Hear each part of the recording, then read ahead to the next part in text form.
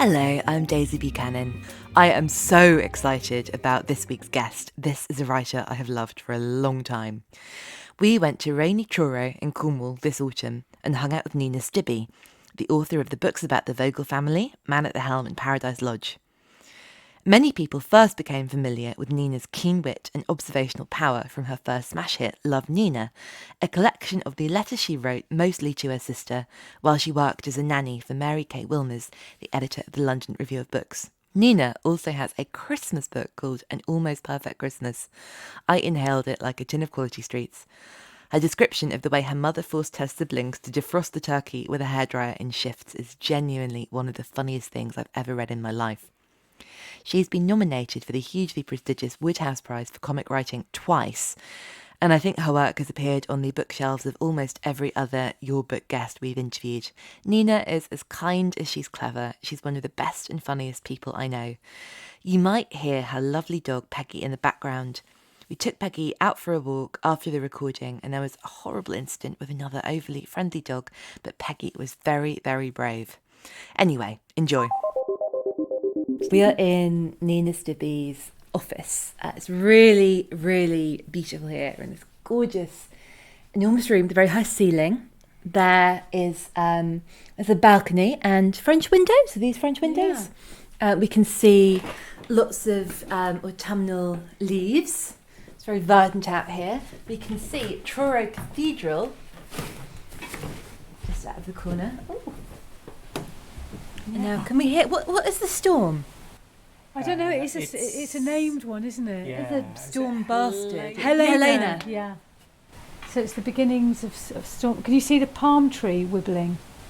Yeah. And so you see the trains going across there, which is quite. I like seeing the trains. Can you hear them? Yeah. Well? Is that quite soothing? Yeah. And you hear the night train come in at 7:00 in the morning. Should we go in? So, Nina. Yes. Can you remember the first book you ever read where you knew that you were maybe not supposed to be reading it? I do remember reading very grown-up books that my mum was reading and feeling that they were probably not meant for me. But looking back, they weren't ever that awful. So I remember reading The Millstone by Margaret Drabble. And although nothing was particularly inappropriate for my young age. Is that the one where they're doing rap theatre? What I remember of it is as a woman, a very young woman who gets pregnant. Oh, Yeah. and it's the beginning where And she's the talking millstone about is having an abortion. Yes, and it's all someone that. else sort of went and tried to convince the doctor that they were too psychologically unsound to have the baby, and then they said, "No, you're too mad to have an abortion. You can't." Yeah, have one. there was that kind of thing, and I remember she God, spoilers, but anyway, she has the baby and calls it Octavia. That's what I remember. That was what I came away with, that name. Anyway, and I remember just reading books of that ilk, Edna O'Brien, and or sort of thinking I was reading them and leafing through them, and thinking actually these aren't really meant for me. So how old would you have been then? Oh, I don't know.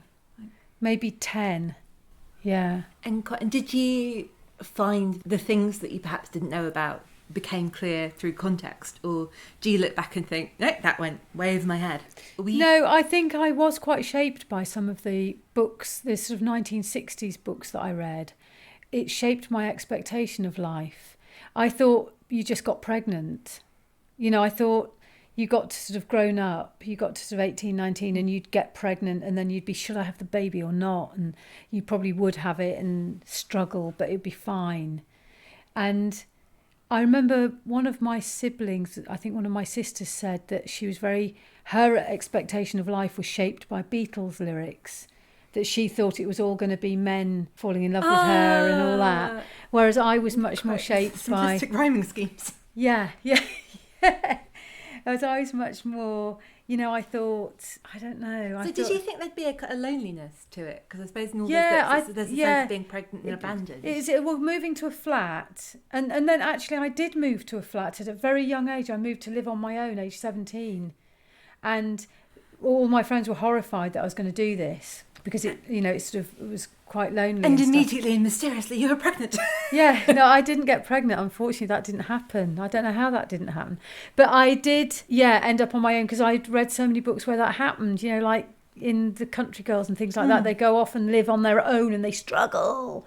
And I sort of thought that was... And I was never going to go to university because I'd left school so young, so ridiculously young. And so I was always going to have to find my adventures in another way, in a more lonely way, really. Because that's the thing about leaving home without going to university is that you sort of tend to do it on your own. You've not had that halfway house time, have you? No. I mean, I did end up going to university, but when I was 21, so that seemed quite grown up. But I had my sort of leaving home. I moved from the countryside in Leicestershire to the city alone to a bedsit, and that was weird. Yeah, but I did it in the spirit of all these 60s novels that I'd read. And it does sound like a book, and it was a book. Yeah. A book that so many people know you for and really love you for is Love, Nina. And letters, I think, are, as readers, they perhaps fulfil a similar function to a diary, but it's a really different feeling, isn't it? Did you keep diaries as well as writing letters? Do you have a... I did what I did what most people do, which is I'd get a diary and I'd write it during January, and then I didn't really carry on with it. And it's a shame because it would be very handy now to have diaries. I know a lot of famous diarists actually make up their diaries. They're not real. Yeah, I've heard that. Because I've really wondered about that reading the Tina Brown one. Did you really remember all of that? Yeah. But I suppose... But if you've got a good... See, I could fake my diaries. I could easily do it because I remember so much. And I remember really tiny, tiny details. So it makes me quite a good memoirist. And it means I could... So it's a shame, really, that I didn't fake them. I wish I had. I might fake them. We might have to not use this bit of the tape. I can fake my diary. But do you think that writing a letter lends itself to funny writing better because it's making someone else laugh? A bit like cooking for one, I guess. You've got a function rather than making yourself laugh. Look, I love letters, books of letters, and I love books. I love novels that are written as if they're letters. I love the thing. I love all the rubbish that you can leave out.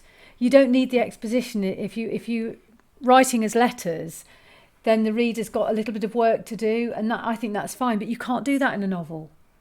You have to explain every step of the way, and that is a little bit dull. And sometimes I've been told off for leaps that I've made, and I think, oh, for God's sake, do I really have to spell out that they've got another dog? It's obvious the dog's there. And in letters, I love the gaps. It is great. Letters are great.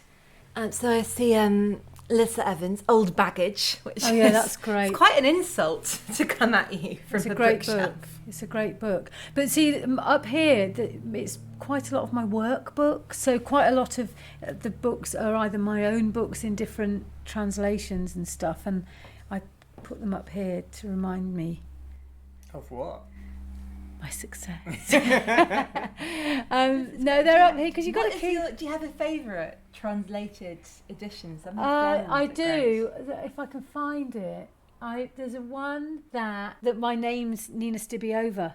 Let's find it. Ooh, it's not that one, is it? No. Yeah. Is that Stibbe over? Yeah. Yeah, look at this. But isn't that cool? It's amazing. That's is that a mule? Well, it's Bluebell the baby donkey. Oh, of course it is. Bluebell the baby donkey, yeah. They're all in large print, and it's Thorpe. And I think this is a Leicestershire company. I think it is. And in fact, Paradise Lodge being in large print is brilliant because there are large print books feature in the novel because it's in a nursing home, of course. And it was, in my day, it was Ulverscroft.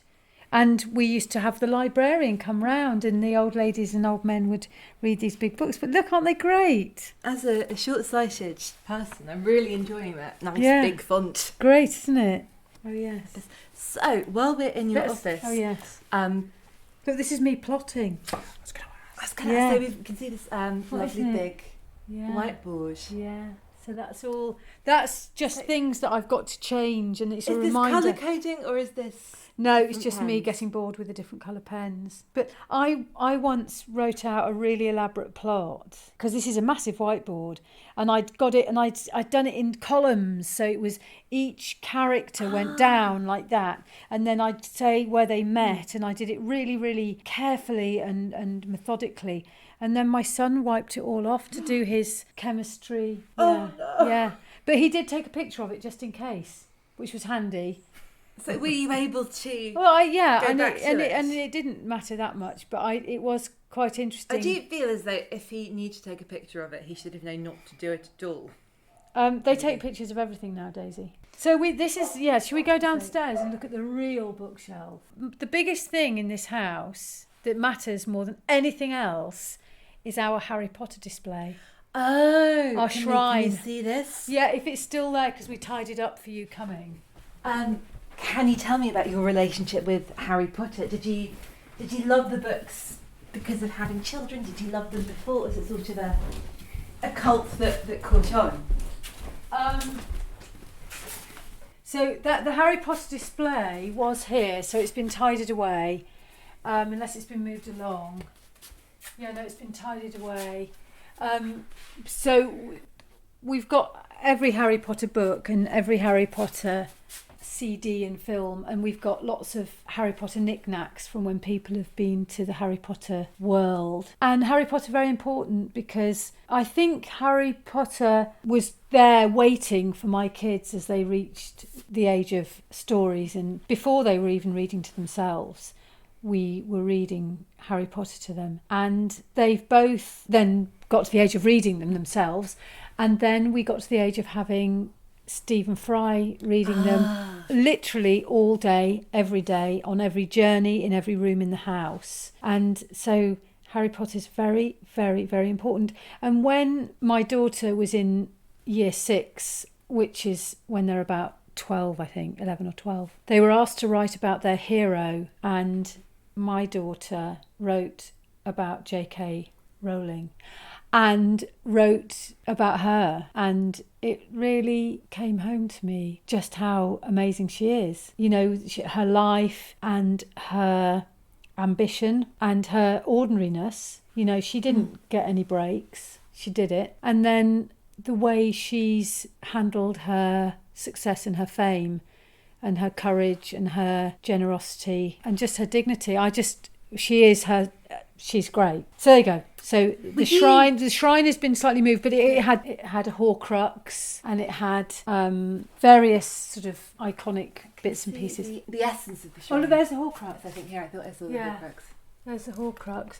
But I think maybe the kids have got to the age of being a bit self-conscious about it. Oh, look. There's Hedwig. Oh. Yeah. That's a very... Yeah. That's lovely. Elegant and sturdy cave for Hedwig. Yeah. Room to move around in. Yeah, but she's magic. She can get out of there, no problem. That's very, very true. Yeah. So how much writing were you doing then when you were young? I've always written because I grew up in a family of people who all wrote. So I thought that's something that people did. So I did it. You know, I didn't think I'm going to be a writer and start writing. I just thought, well, I'll write my thoughts, because my mum wrote her thoughts, my dad did, and various family members always wrote. And I met other people as I was, you know, a young adult, and they all wrote.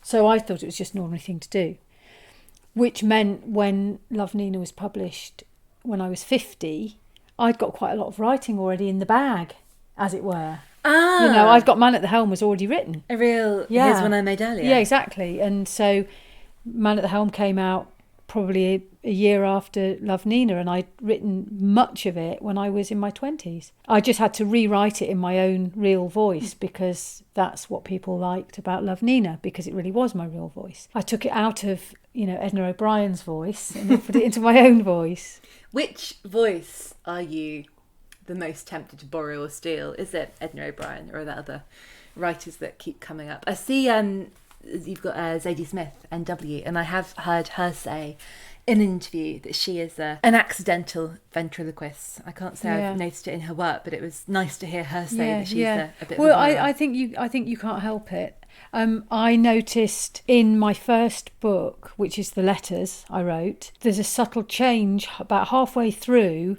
after Nina has read Adrian Mole. Ah. You know, so she said in one of the letters, she says, we're all reading these diary Adrian Mole, and then my own letters have a slightly moley flavour after that. And, you know, there are things that I noticed in the real world and comment on in the letters to my sister that I don't know whether a pre-mole me would have even noticed that thing or mentioned it. There's a dog called Ted Hughes, and I think, you know, would I have noticed he was called Ted Hughes had I not read about Pandora's horse? So I think we're all picking up things. The writer I'm most parity with at the moment, and I have to be a bit careful because I think, I sound like, is David Sedaris, who is my favourite at the moment. He's just my brilliant. God, if you're going to borrow from anyone. Yeah, I don't mean to borrow, but I notice, I can't remember what I read that I'd written the other day, and I thought, gosh, I'm sounding a bit David. But no, I like, you know, Calypso, his new one, and I love Me Talk Pretty One Day. Is that the title? I'm not very good at the titles. The one about the owls. Let's explore diabetes with owls. Yeah. So I love them all. And what I tend to do with him is read them and then I get the audiobook because I really love audiobooks and I love them when they're read by the author. And so, yeah, I love him and I love his audiobooks. In fact, Patrick Gale, I've just read his latest as an audiobook after reading it. Yeah. And does he read it? Yes, and he's brilliant.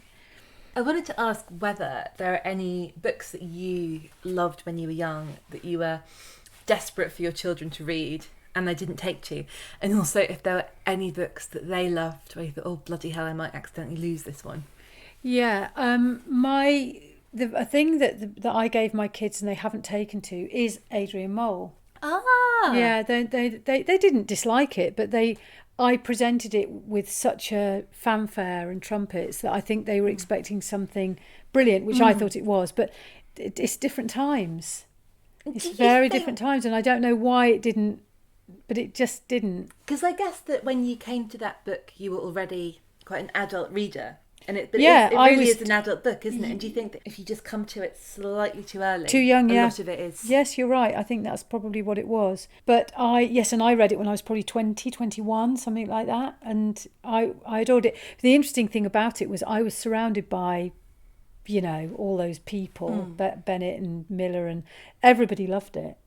You know, my mum loved it, my brother loved it, Mary Kay loved it, Alan Bennett loved it. You know, it was across the board. And books, my kids have loved being read to, and the books I've loved reading the most are the Mr. Gum books. Do you know Mr. Gum? Vaguely. Oh my God, Mr. Gum. Yeah, Mr. Gum. He's the best. Here's Mr. Gum. Andy Stanton. Oh, is Mr. Gum there? We've got all Mr. Gums. Oh my God. Mr. Gum and the Secret. This cover's Andy amazing. Stanton. It's very yeah. That's a fabulous bit. It reminds me a bit of that the Mitchell and Webb sketch, the Digby's Chicken Caesar and Mr. Ginger. Gum. Mr. Gum was a fierce old blister with a face as angry as 1,000 walnuts and a big red beard which smelt of menace and beer. He hated children, animals, fun, comics, pop music, birthday parties, books, Christmas, the seaside, computer games, people called Colin, Mondays, Tuesdays, Wednesdays, Thursdays, Friday. Actually, it would be quicker to tell you what he liked instead. Anyway, he also hates corn on the cob. I always remember that. Anyway, Mr. Gum is brilliant to read to kids. It sounds really fun to read out loud. It's like Nicky Haslam's list of things that are common. Yeah, really good. So we loved Mr. Gum, and there are quite a few of them. And I also love Diary of a Wimpy Kid. Do you know the Diary of a Wimpy Kid? I know of it. American. I've not read it. Whereas Mr. Gum's very English, very British. And yeah, the Wimpy Kids, they're brilliant. They're so funny. It's a family, much more realistic. The Mr. Gum is magical and crazy, but Wimpy Kid is quite realistic, and it's a family, and his brother is in a rock band called Loaded Diaper, and they've got a cleaner, and one day the Wimpy Kid, I can't even remember his name, he finds the cleaner's pantyhose in his bed, just things like that. And anyway, they're brilliant. But these books, kids can read them themselves, but you get to that crossover time when kids, they still love you to read to them. And it was just wonderful to find these things. There's books I didn't like reading to my kids. I just didn't enjoy the rhythms of the books. And they were the Mr. Men books. They're unbearable. Just like Lucy Mangan says in her book, that she loved them and then she came to them as an They're adult. awful. What is this? Yeah, they are awful. Sorry. But I love reading the Room on a Broom and the Gruffalo people. My kids didn't love the Gruffalo, but they like her other books, and they're great because they're in rhyme and they just jog along. In fact, there's a lovely new book out for kids. They're too young for my kids, and it's by Garth Jennings, who Garth Jennings, son of Rambo Jennings. Yes, sorry. Yeah, he's brilliant. So he's written this kids' book, and it's just brilliant. Called The Wildest Cowboy, I think. Anyway, and that's in rhyme, but it's a bit more funky than, it's very inventive and exciting. This is why I ended up reading very adult fiction when I was 10, and why my kids will, because we've got like Zadie Smith, Paul Beatty, and then Diary of a Wimpy Kid, and then Roald Dahl, and so it goes on, and Harry Potter, and then we've got Manual for Cleaning Women by Lucia Berlin. Oh, I want to read that. Yeah. And so, right old mix-up. I mean, is that a deliberate philosophy? Do you have any sort of fantasy about having some kind of catalogue library, or do you like the eclectic nature of having everything? If I could choose, I'd have it all A to Z. Maybe with the really young kids things separately, but I would have it A to Z because it's a nightmare trying to find. You have to use your memory and go, where did I see it? And there's a lot of books here, and also they're double thick a lot of the time. Oh god, I've got a book confession, which is quite often if I know there's something I want to refer to in a book, if I have it, I will download it on Kindle because that makes it easier to just search. Yeah. Are there any book crimes that you are guilty of, or are there anything that you do in terms of the handling of books that you have been told I'm really rough with books. I really use them, and I bend them, and I write on them, and I fold the edges down, I dog ear them. I'm quite happy, but then I don't mind buying another copy, and I will lend a book knowing I won't get it back. Are there any books that you would never lend just because? Are there any special books that you think, no, I need to have this here and have it in good nick? I think there are certain books I couldn't bear not to have, and if I thought I couldn't get it again, I wouldn't lend it. But I'm a real lender of books. I love talking about books. So if I've read a book that I love, I immediately want someone else to read it so I can talk about it with them. So I'm quite happy to give books away. But there's a few things. I mean, there's a thing in sort of booky, Diary of a Nobody, which is one of my favourite books ever. But it's always been in print, so you can always get it. But I had a recording of Arthur Lowe reading it. Oh, wow. And I lent it to somebody who was in hospital, and it was on a cassette, I think. Ooh. And I never got it back. And now you can't get it. You can get Martin Jarvis reading it, which is fine. You can't even get anything to play the cassette on. Yeah, but I could have recorded it. Or, somebody could put it out on CD or whatever. But anyway... I like to think that now because it must exist somewhere. I've really searched for it because it's so, so good. I mean, Arthur Lowe reading Charles Pooter. But I mean, that must exist in an archive. Well, and you'd think so, but obviously it's not important enough. I have sent a letter. I sent a comment on Amazon or something like that saying, "Dear BBC," or so. I can't remember. I was a bit grovelly. Why? Yeah. But yeah, I'm quite happy, and also I'm just happy to buy books. My kids only have to mention not only books that they like reading, fiction stuff, but I buy them all their course books. Even if they say, "We don't need it, Mum, there's 200 copies in the library," I just go, "No, we want them." So we buy lots of books. You'll see lots of textbooks here. What do you think is the book that you give away the most, or give as a gift the most? Is there a particular the book I give at the moment, the last couple of years, would be Frances Plug. How to be a public author. Who's the author of that? Because I can never remember. Paul Ewan. Yeah. It's not Frances Plug. It's not. Yeah, he's a character, and he's not a friend of mine, but I always talk about him as if he is, because I really want everyone to read that book because it's so funny. That is a magnificent book about kind of crimes against literature and crimes made in the name of literature. Yes, indeed. And that's partly why I found it so funny. It's kind of a blurring of fact and fiction, because he actually did attend those author talks, but did he really talk to Hilary Mantel about the drinking water? Or, you know. We'll be back to Nina soon, but now it's time for my Steal of the Week, a book I loved so much that paying the cover price alone feels like an act of daylight robbery. This week it's Lucy Mangan's Bookworm, a memoir of childhood reading. It was published in February 2018 by Vintage. If you're a Your Book listener and you haven't read this, it couldn't be further up your alley. It's a moving, charming, compelling memoir about a life defined by books and how books stitch us together. Mangan writes utterly gorgeously about everything from The Borrowers to Sweet Valley High. I guarantee she will have read and loved the one book that defined your childhood that no one else has ever heard of. For me, this was The Family from One End Street. This is one of the very best books I read in 2018. It is life-enhancing. Now back to Nina. Do you think writers are just gossips with a good turn of phrase, or do you think that it's being a gossip doesn't come with the territory necessarily? It's do you want me to talk about what you just did, or should we cut that out? I feel rubbing my finger along the spine of of Caitlin Moran's How to Build a Girl and the dust coming off it. It's the funny thing about as a gossip.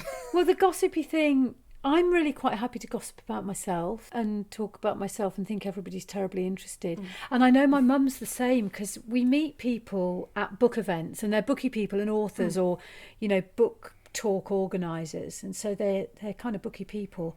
And my mum will talk to them as if they know us intimately. She will talk to these people as if they've read my books and memorised every single bit. And I think, Mum, don't do this. But I should say, I've met your mum a few times now, and I adore her. Yeah. And I love it because it feels like such an easy, established intimacy. You know, almost a bit like turning up at boarding school in the 1920s. We're going to be great friends. Yes. Here's what I know.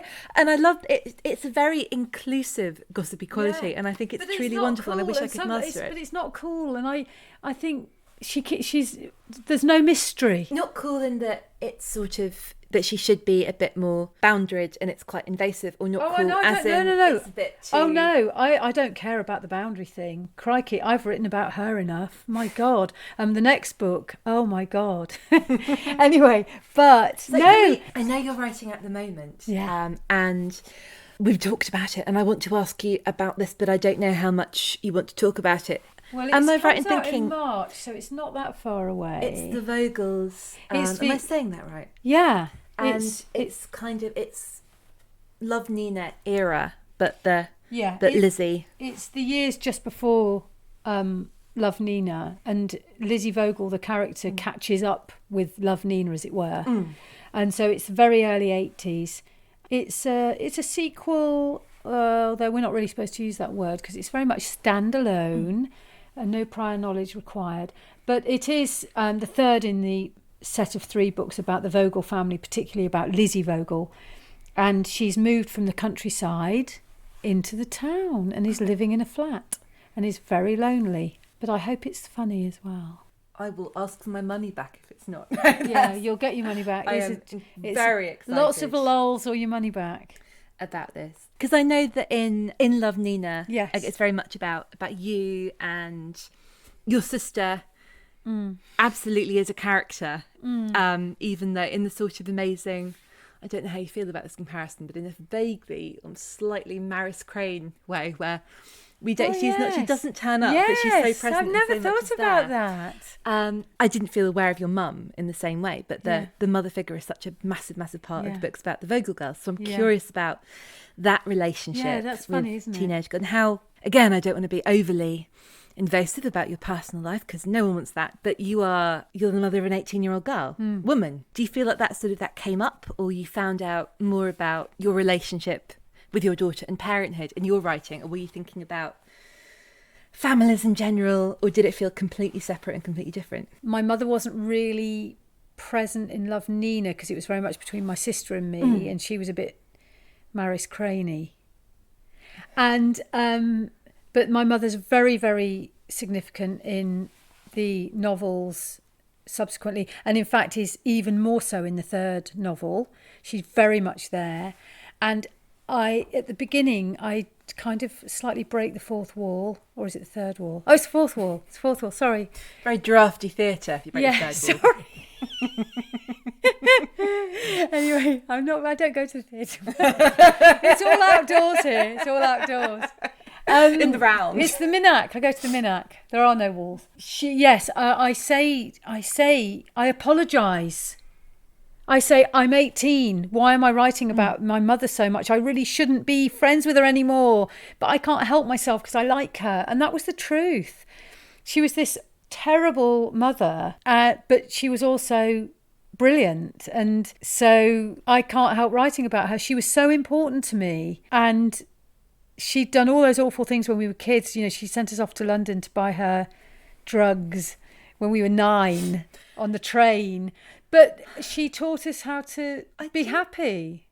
It sounds really gushy, but reading those books, and I've loved those books so much, and they are just so charming and funny, and you're absolutely like, well, yes, of course, that seems entirely reasonable, and you're so with Lizzie on her journey. And it is only afterwards you say it now, fucking hell. Yeah, and it's true, and we do look back, and there are lots of things in the current book, the book I'm currently or just about to publish.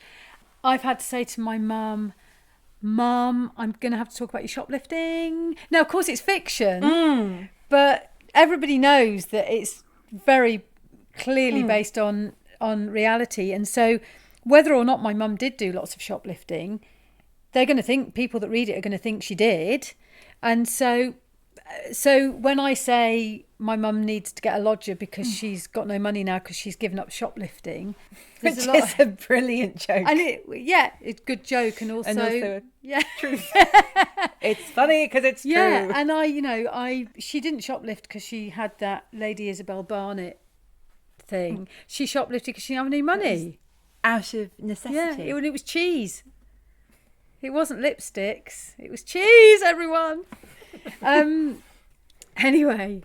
But I wonder whether that is, like, your mum has this sort of instantly established intimacy at book events with book people, because lots of people that she doesn't know do know quite a lot of details about her. I'll tell you what it is. She was, in inverted commas, a bad mum. So she was a drinker, and she was taking God knows what drugs, and she was a single mum, and she kept having babies and abortions, and she was naughty and bad and a menace, and nobody liked her, and they were very disapproving of her, and so she had no friends, so she was lonely, and so she did those things more. So that was her history as a mother. And then I published the first book that really focused on her doing those things, and not one person hasn't loved her and understood. They've either loved her for comedy reasons, or they've felt painful familiarity, or they've felt sorry for her, or they've just celebrated her. And so suddenly, after years of being the black sheep of the family and the naughty woman in the village, or the slut, the alkie, the druggie, the posh misfit, dropout, all those things that she's been to everyone, that's all gone now, and she's just loving it, and she's getting vindication or something. If she'd been a man bringing up 4 kids on her own and having a bit of whiskey with it and a few shags, people would make a lovely film about it. It's so true, but who wouldn't turn to gin under the circumstances? Whiskey, darling. Whiskey. Yeah. No, and she wasn't the most reassuring parent to have. And we didn't always feel everything was fine. And we had the electricity cut off and things like that. And a sort of more sorted mum wouldn't have let that happen somehow.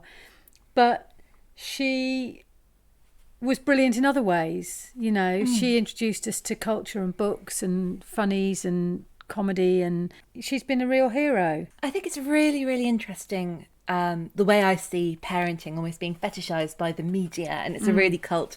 And even in the 10 minutes late for the school run, aren't I awful? And that real, you don't have that anti-heroine who is a mum anywhere, really. Well, nobody dare be, because even living in Cornwall, when we should be able to let the kids leave the premises without having somebody with them, you feel, oh gosh, but what if something did happen then? So it is terribly difficult.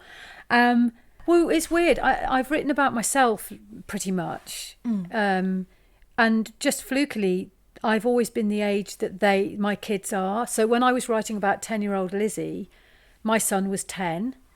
And so I'd have Lizzie doing things and think, would Lizzie actually think that? And then my son would come and say something that would prove, yeah, she would. He's a bright 10-year-old. Lizzie was a bright 10-year-old. Yeah, she would say that. And so and at the moment, my daughter's having driving lessons. And in the book, Lizzie's having driving lessons. That's a complete accident. But of course, it's not really, because we're both 17/18. Yeah. So That's when... but unlike Lizzie, my daughter's driving instructor won't get his penis out because it's not the 1980s. Delighted to hear that. Yeah, no, he definitely won't. And I know he won't. But driving instructors back in the 70s and 80s might. It was a time for that. I shouldn't laugh, it's awful. But it does seem so sort of, not all... Look, it was opportunistic. I would be in a place. There are lots of jobs, aren't there, where it's not necessarily that everybody who does that job is Oh terrible. God, I'm not. I'm not casting aspersions at driving. that. But yeah. Oh look, that's Garth's book. Garth's book, Wildest Wildest Cowboy. Cowboy. It's really good. That looks great. I thought I'll do a very clumsy segue. I've seen some sexy books over there. Hopefully, Where's books sexy that you books? wanted to read rather than people just sort of whopping them out at you in the library. Oh God, look at this. Somewhere I saw. Where's she gone? Jackie Collins. Oh, The yeah. World is Full of Married Men. Yeah. Oh She God. said. Well, I didn't read that very young, but I read it when I was about 15, I think. But I remember reading this when I worked in a nursing home, and I remember reading a bit to to a patient actually as she was, incapacitated, and I read it, and it's a particular bit where, anyway. So was it requested by the patient? Oh God, and no, no. Did you know No. what you were picking up when you read it? Did you? I know was it's gonna incredibly be- look. I thought that this was perfectly normal reading material, which of course it was, but I didn't realise that to read it out loud would be a wrong thing in an adult situation. So there's an old lady lying in bed, and I read a bit where it's a man and his wife. He's being needy. No, she's being needy. And they have sex. I can't remember what happens, but I had to. I Get did it on Kindle and look it up. What it was my mum told me that when somebody's near the end of their life, that even if they can't speak, they can still hear. I remember I was 15. I was working in a nursing home, and there were people at the end of their lives and who didn't seem to speak much. So I would always chatter away and read bits of books, and I did read Jackie Collins to this lady, and it did get quite sexy in the book. And It was a different time. You just took it out. but it was just it was only much later that I thought, oh God, but we were reading The Thornbirds and Jackie Collins, and we were reading a bit of Julie Cooper as well, and yeah, it just seemed like a good thing to do. There is that amazing Victoria Wood line, isn't it, about someone's dad requesting, I think it might be Jackie Collins in large print. It's like, he loves smut, but he can't focus. Yeah, yes. But have you ever given anyone a book as a gift, having not read the book, and then realised that the book was entirely the wrong book? Oh, for sure though. I've definitely, just on holiday, I was talking, it's more to friends, lending books to people, or parents mostly, and then, well, that's quite a lot of sex in that book, isn't there? And suddenly having that moment of, oh, if I could just take that back or take out those pages. What are your inappropriate? Oh, my worst one. I've done it a lot. I often buy people books that I hear are brilliant, and I buy it for myself. And then, so for instance, I met a friend the other day, and I got less, and I hadn't read it yet, and I was so excited to share it, even though I hadn't read it. I said, oh, look, have this. This is meant to be brilliant. I'll buy it again. And I did. But I did a really bad one with my dad, I didn't know him at all well. I, didn't live with him after the age of about 3. And it was, 1970s style divorce. So we didn't really see him very much. And he got married again, had another family. But he's very clever. He was a very clever man, and very, very booky, very intellectual, and very into Freud and all that malarkey. Yeah. And so this book came out called The White Hotel. Do you know it? I don't think I do know D.M. that. Thomas. Yeah, that's the one. And so it was my dad's birthday, and I hadn't got him anything, and I bought this book. I think it was on an additional reading list for college or something like that. It wasn't a set text, but it was and you might want to read this as well.